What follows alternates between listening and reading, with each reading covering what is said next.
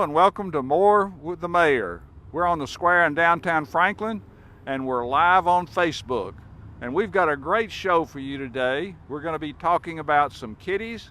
We're going to be talking about parking and striping of the streets downtown Franklin. And then we're going to finish up with an important project called Unite Williamson. So before we get to those, let's go to a tape from the Williamson County Animal Shelter. Well, we're here at the Williamson County Animal Shelter and we're going to be meeting the new director and also seeing some kitties that are looking for a new home. So let's go on inside. Hey, Andrea, how are you doing? Welcome to the Good kitten room. seeing you today. Good to see you too. Yeah. Thanks for coming by. This is Andrea Johnson. She's the new director of the Williamson County Animal Shelter, and we're in the kitty room and we're going to be looking around. So tell us what's happening here. Well, as you can see, we have lots of kittens. The room is full at this point. I don't know if people know that there is a kitten season, but kitten season in Tennessee runs from about April until October. So that's when we are usually really, really full of kittens, and we have buy one, get one free right now, trying to find homes for all of our kittens. A lot of opportunity for new homes. Absolutely. Well, absolutely. Absolutely. Well, how can people adopt these seasonal kittens, as you say? Well, you can come down to the shelter and fill out an application, and if it's a very young kitten, we require them to stay within the county because they have to be spayed or neutered to be adopted out of county. So very, very young kittens, like some of the ones that you see down here, are too young to be spayed or neutered, so they must be adopted to Williamson County residents. The older kittens can be adopted to anyone with an approved application. Like I said, right now kittens are buy one, get one free. The cost for kitten adoptions right now is $10. So it's a good time to add a kitten to your home. And come down and see us. And if you can't adopt, you can help by spaying and neutering your cat. Absolutely, absolutely. Let's go to the cat room. How Let's about that? Let's do it.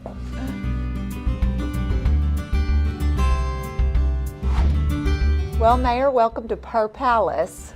Purr Palace. Purr Palace. This is our free roaming cat room, and obviously we call that free roaming because the cats are allowed to roam free in here. This room can house actually up to 20 to 25 cats. And this is Big Ed. He's kind of famous around here because he's so big and very sweet. And this is a great place that people love to come and visit with the cats. You can come in here and interact with them, and you can see them climbing, all around the walls. And they have lots of perches and lots of places to kind of exercise their cat-like abilities. So the people watching the show today, can they go online and see the pets that are available and find out what's happening, how they do it, and so on? Absolutely. We have a website. It's adoptwcac.org. And also on our website, you can actually see the adoptable pets. You can fill out an application.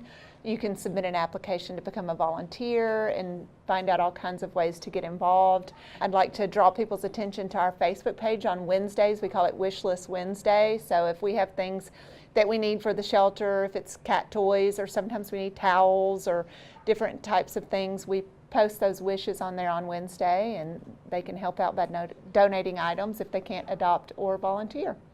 Well, everybody knows that my wife's a huge animal advocate and loves dogs, and I hesitate to say she loves cats because I'm not going to let her see this show. So thanks for taking us around, and there are a lot of cats that are available for new homes, and we hope a lot of people will respond and come out. So, I hope so too. Thank you for coming. Hey, my pleasure. And here's that information again if you'd like to adopt a pet. So I encourage you to do so.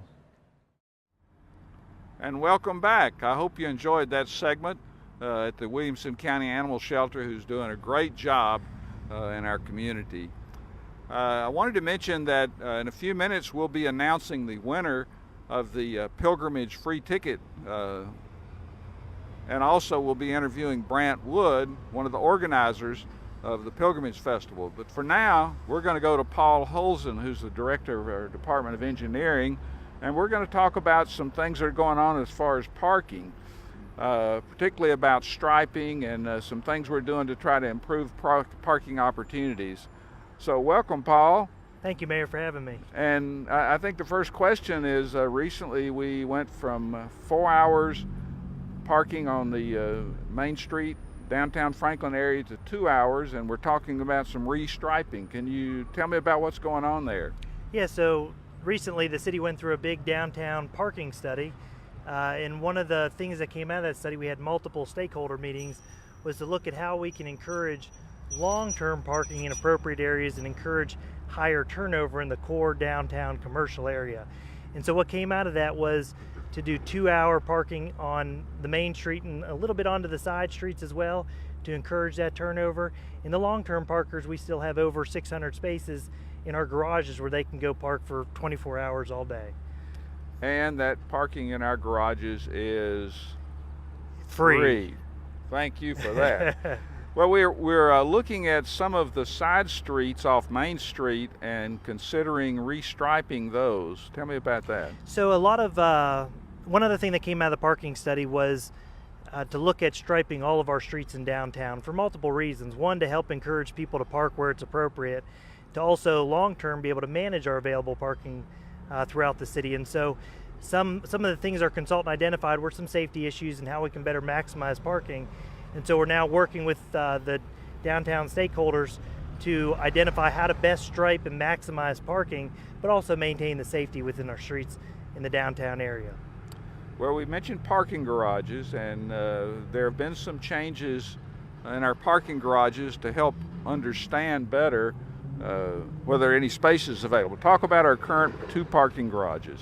So the city staff has looked at putting counters on all the garage, and our IT department has done a great job taking the lead at that. And so we've put in the parking counters really to help people know that there is available spots when they pull in, and it seems to be working out great, and we've gotten a lot of positive feedback with it. Well, good. Well, what's in the future now? So in the future, we do have a long capital plan, and we do know that the parking study said that more parking is needed in downtown, especially as it continues to grow and develop out.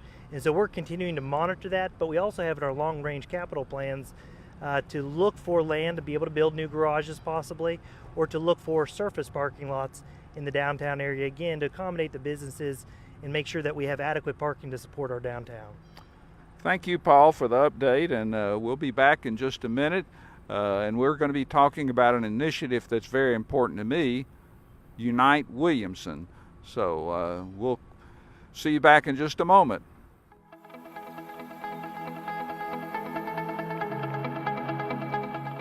Good morning, Franklin. It's another beautiful day in the neighborhood. Local news is coming up next. We'll check the weather and the traffic.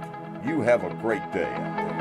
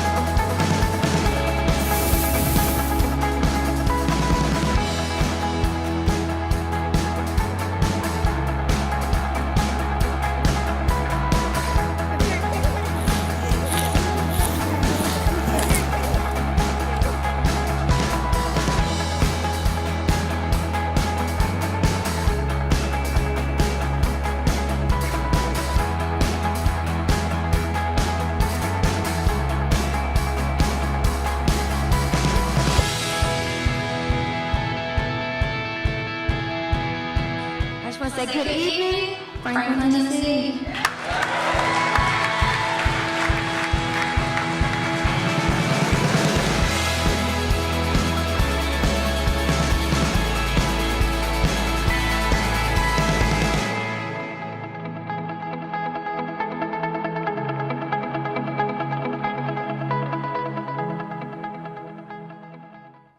And welcome back again. And my next guest is Dr. Kenneth Hill, the pastor at Shorter Chapel AME Church on Natchez in Franklin, Tennessee. This is the fourth oldest church in our community and has a great history and has contributed so much to the fabric of our community through the years. But we're here to talk about an initiative that Dr.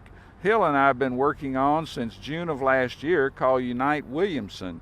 So how can people get involved with this initiative?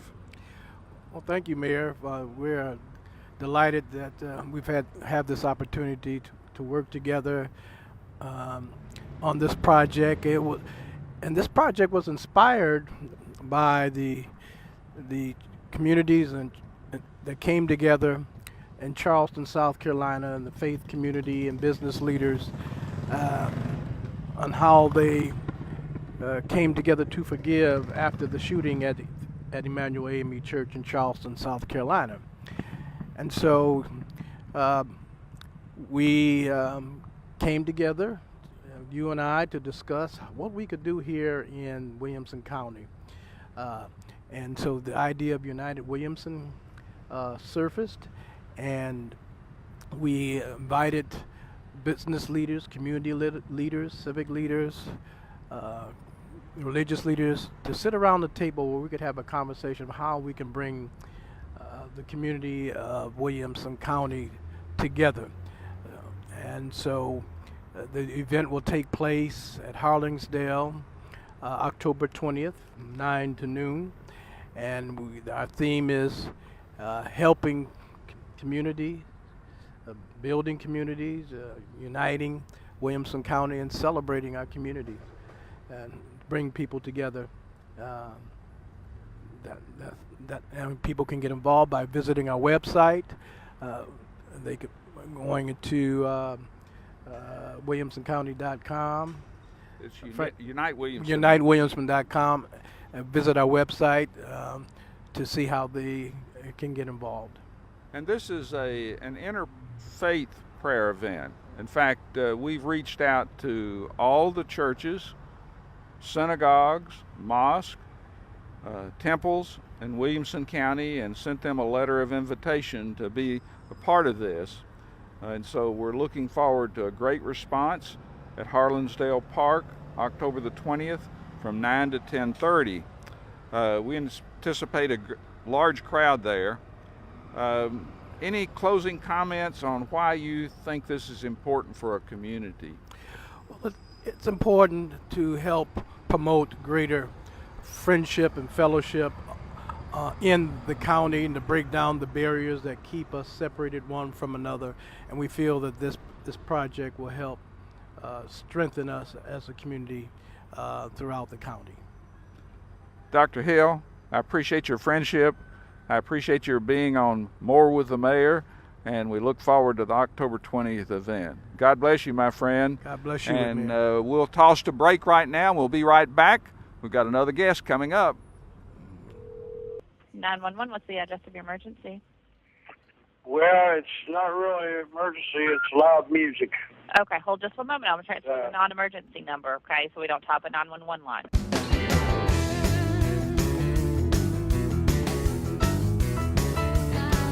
When it's not a life or death emergency, dial 794-2513. 794-2513. Yes, 794-2513. My neighbor's music's too loud, you see. Dial 794-2513. 794-2513. That's 794-2513.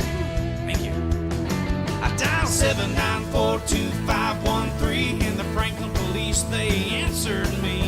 794-2513. 794-2513. When it's not a life or death emergency, dial 794-2513. That's 794-2513.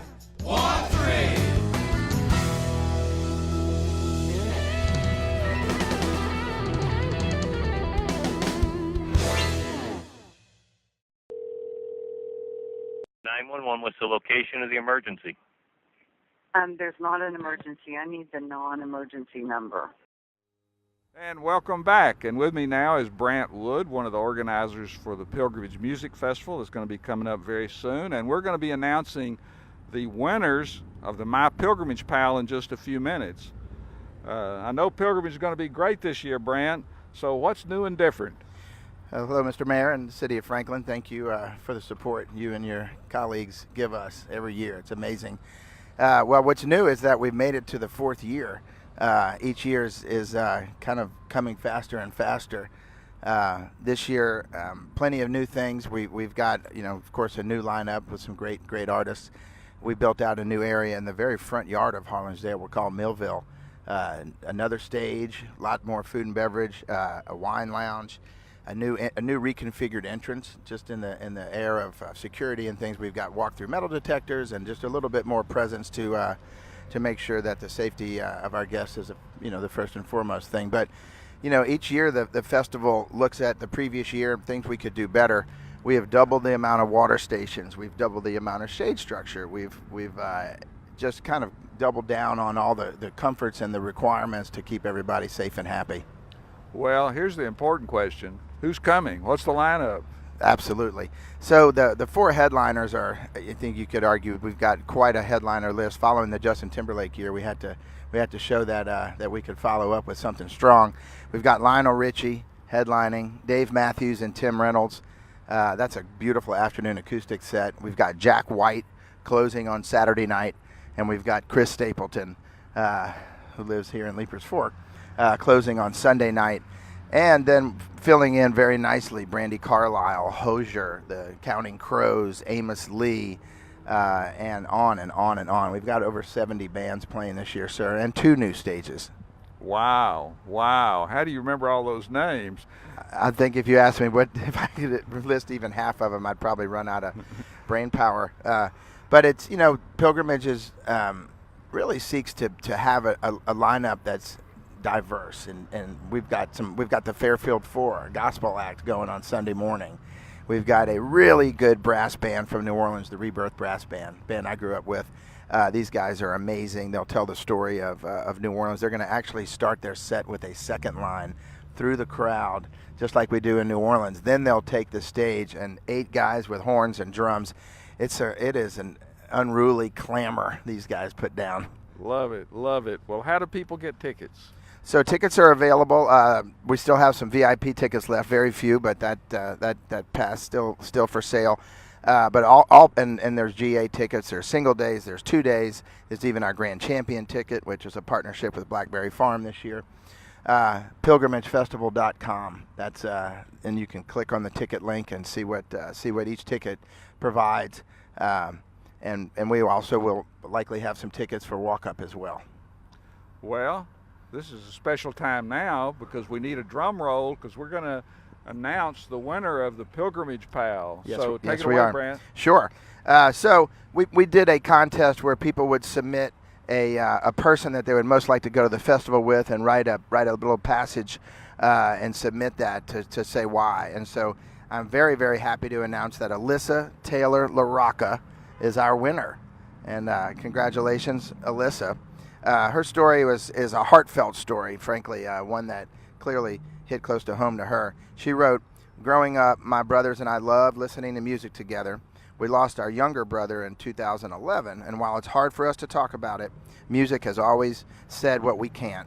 We both love Hosier and Jack White and would love to win some tickets." And there's a picture of her brother and her here that she submitted. So clearly music has been, the healing power of music has been a part of her life. And congratulations, Alyssa. And so that's it for More with the Mayor today. We're going to wrap it up now, and we'll see you again soon. Thank you, Mayor.